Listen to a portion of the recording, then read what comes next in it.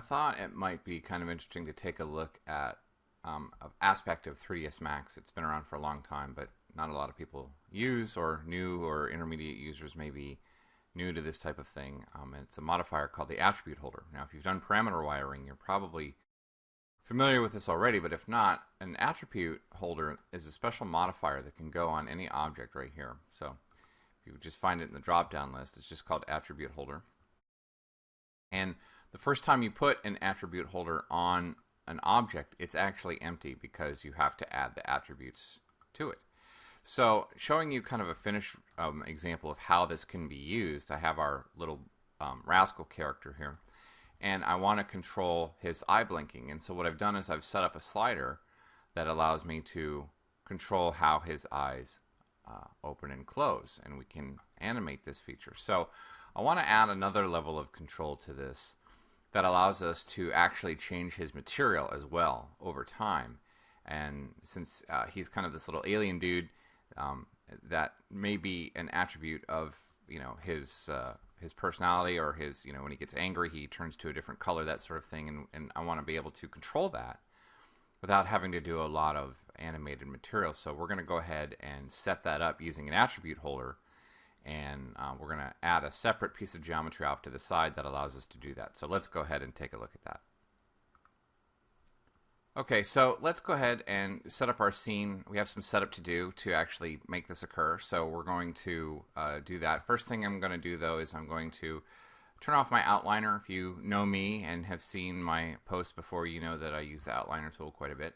We're going to go ahead and create a shape here. We're just going to use a rectangle, and we're just going to make it a color similar to what we have, and I'm going to go ahead and I'm going to align it to this object.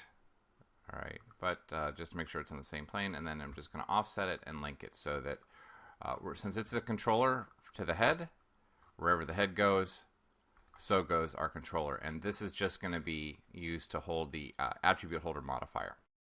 So before we can actually start setting up and adding the attribute holder modifier, we actually have to prepare the material so that it can be hooked up.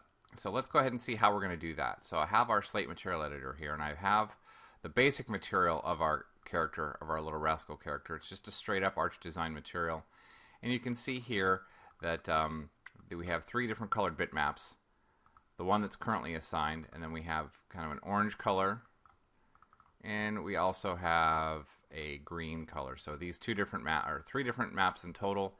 And we're going to go ahead and put them in the same material, and then use the attribute holder to animate between them. So to do it is pretty simple. I'm going to unhook the diffuse color of the main one right now, and I'm going to add in a simple composite map. And this is just like a compositing layering system you'd find in a paint package or anything like that. So I'll hook this texture back up. Okay, so we have our first layer. And I'm going to go ahead and double click this to get to our layer. So here are all of our layers. We have the ability to control opacity, masks, things like that. We want a total of 3 layers. And notice our material moves to the bottom layer, so we're stacking materials on top. So we'll do green next, and we'll leave layer 3 next. We can use the same normal bump map to be the surface of the character. We don't need 3 separate ones for that, and I'll right click and say hide unused node slots, so we have this. So now we have the ability to control the opacity between the different layers. So let me just kind of close this up a little bit and move this out of the way, and you can see currently our guy has turned orange. That's because the orange layer is on top. If I turn that opacity down to 0, you can see that he turns gray, and if I turn that opacity off, you can see, or green, and if I turn the green layer off, you can see that he goes all the way down to our original layer. And so what we're going to want to do is we're going to want to use the attribute holder to hook up a method to easily animate between the opacity of the layers. So I'm just going to set these all back to 100 to begin with.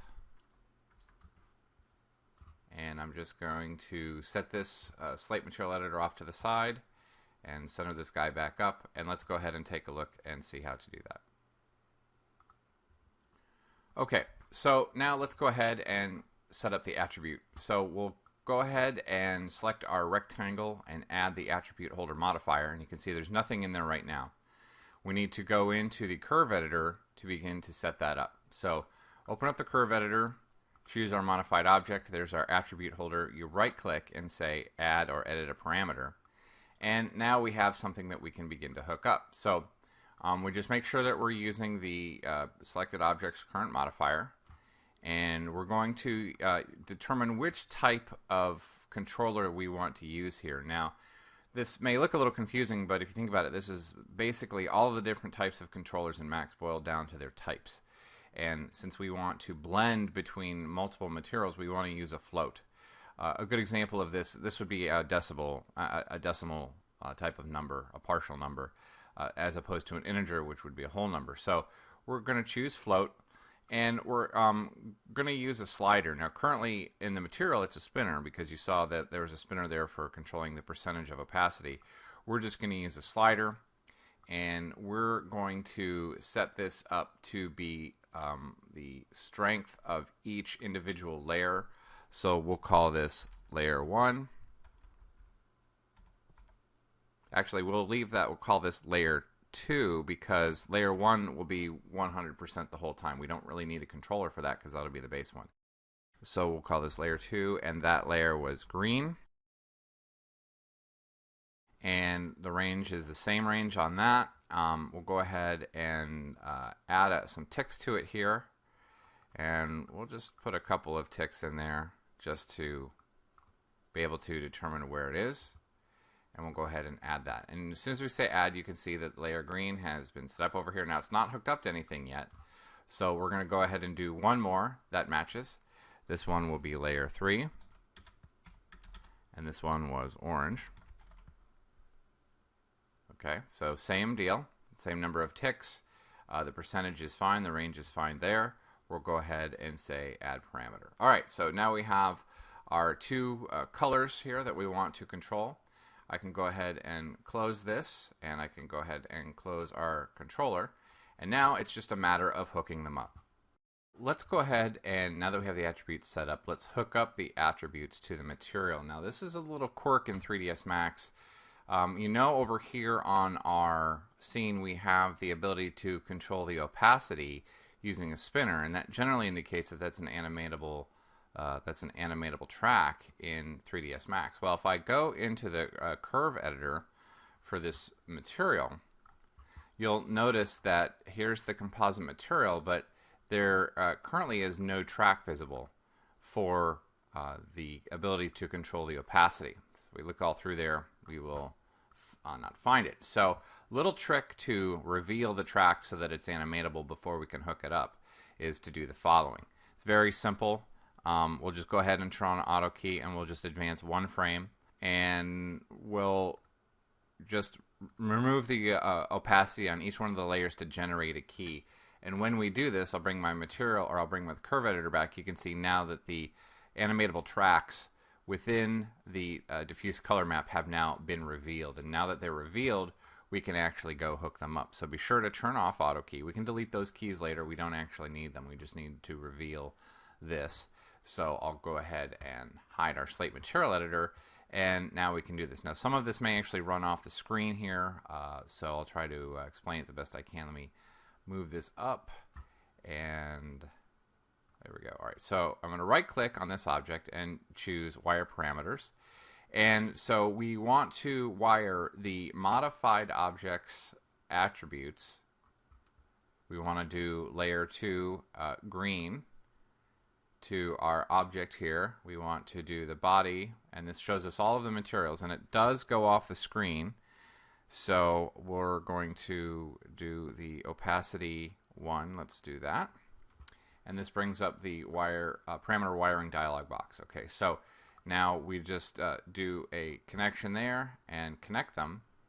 And now when I scrub this, you can see that it brings up the opacity for our green map. Okay, and let's go ahead and do it for the next one. So again, I click here, I right click, I choose wire parameters.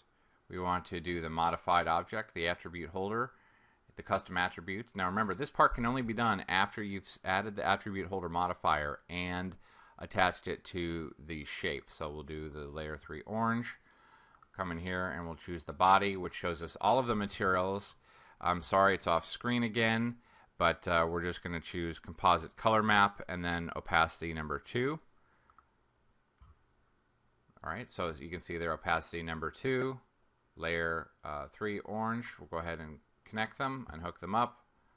Okay, so now that we close that, so now I have control over my green color or my orange color and anything in between. So very simple and easy to do. We can change his material. All we have to do is turn on the animate key, and these are animatable. So just to verify that, we'll go ahead and turn on the auto key here. We'll just crank up to around 20 and we'll crank him up to green, and you can see that over time he changes color. Now you'll also notice the spots are in a different spot. We can actually control that too using our material editor.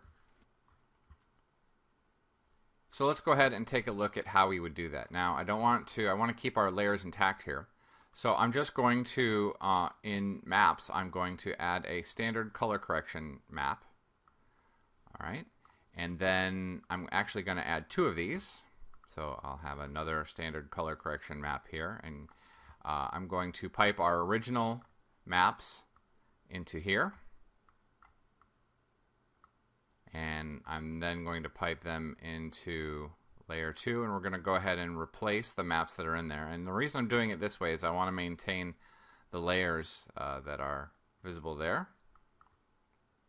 Okay, so now I have the same map being used 3 times, and then all we have to do is just set the color offset. So I'm going to slide this off to here so that we can see what's going on. I'm going to crank up our layer 2, which would be green, so we'll just do a color correct towards green for this guy. Now this may actually be a little more interesting because he'll be completely green with the same spots. That could be a little more interesting. Okay, so there's the color correction for that. And I'll go ahead and bring up the color correction for orange. And I need to get that color corrector. Okay, so we'll slide it off the screen, and we'll slide this guy to orange a little bit. Bring up the saturation a tad. Okay, so we're changing the whole map,